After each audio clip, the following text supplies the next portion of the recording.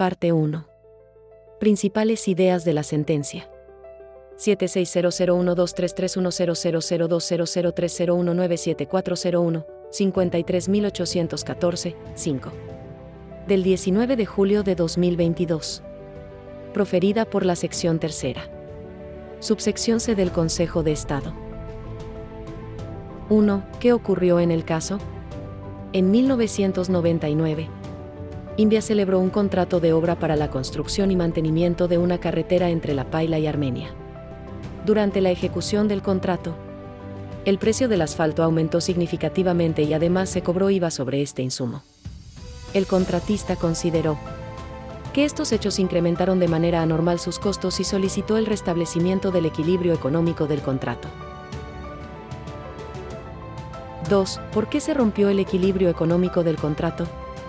Según el contratista, el equilibrio económico se rompió porque el aumento del precio del asfalto y el cobro del IVA generaron costos superiores a los previstos al momento de presentar la oferta. Esto alteró las condiciones económicas inicialmente pactadas y redujo la rentabilidad esperada del contrato. 3. ¿Cómo afectó esto los costos y beneficios esperados por las partes? El contratista tuvo que asumir mayores costos para cumplir con las obras contratadas, lo que disminuyó las ganancias que esperaba obtener. Por su parte, la entidad estatal mantuvo el beneficio de recibir la obra pactada al precio acordado. En consecuencia, el contratista consideró que la distribución inicial de cargas y beneficios se había modificado en su contra. 4. ¿Por qué era necesario o no restablecer el equilibrio contractual? El Tribunal Administrativo del Valle del Cauca consideró inicialmente que sí era necesario restablecer el equilibrio, porque el incremento del asfalto había sido extraordinario e imprevisible.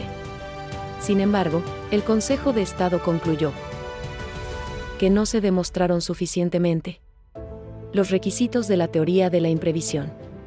Por ello, decidió que no procedía el restablecimiento económico, ya que no toda variación de precios constituye un desequilibrio contractual indemnizable. Parte 2.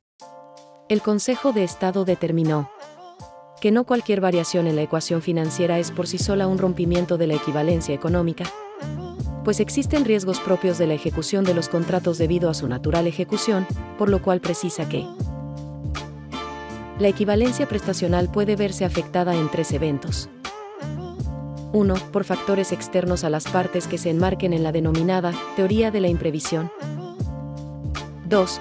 Por actos de la entidad contratante que, en uso de sus potestades excepcionales, modifiquen las condiciones ius variandi, y 3.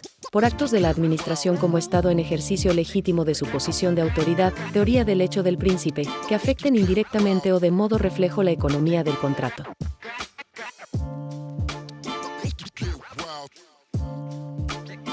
La denominada teoría de la imprevisión aplica siempre que se trate de circunstancias extraordinarias, imprevistas e imprevisibles, posteriores a la celebración del contrato de ejecución sucesiva y ajenas a las partes, que generen una excesiva onerosidad en el cumplimiento de las obligaciones o una alteración fundamental en el equilibrio prestacional de conformidad con lo previsto en el artículo 868 del Código de Comercio.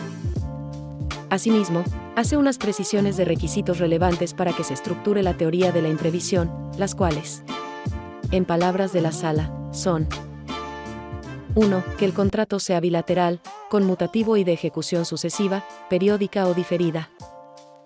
2. Que se presenten circunstancias extraordinarias, imprevistas e imprevisibles, posteriores a la celebración del contrato.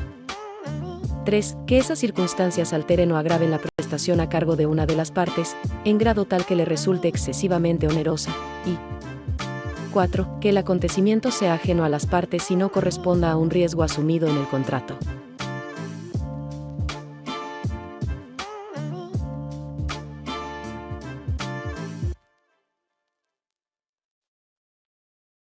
Parte 3.